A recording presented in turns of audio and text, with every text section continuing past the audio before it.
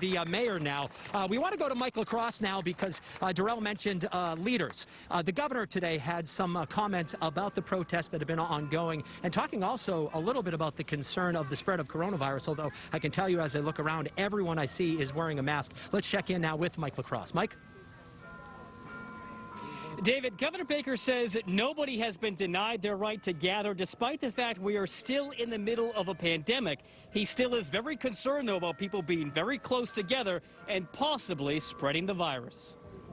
No justice, no peace. For the fourth day in a row, protesters are making their voices heard in Boston. Black Lives Matter. We have to deal with racial prejudice all the time, and I want that to stop.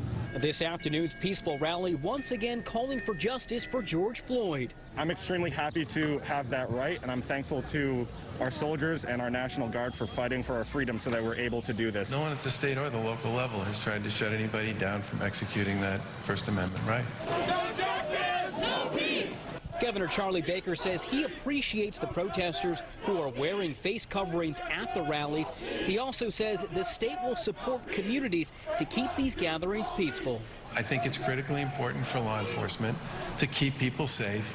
People have to understand that just because I'm a police officer doesn't mean that I'm a bad guy.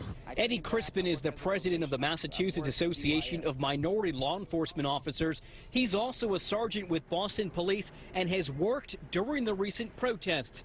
Crispin says officers understand the struggle and need for change. I think the message is let's engage in meaningful conversation. Protest is good, but what do you do next week? What do you do next month? Where will you be a year from now as far as pushing for social structural change? And the sergeant is encouraging everyone to take some time out of their day and speak with an officer and have a friendly conversation in their own community. Reporting live from downtown Crossing tonight, I'm Mike LaCrosse, WBZ News.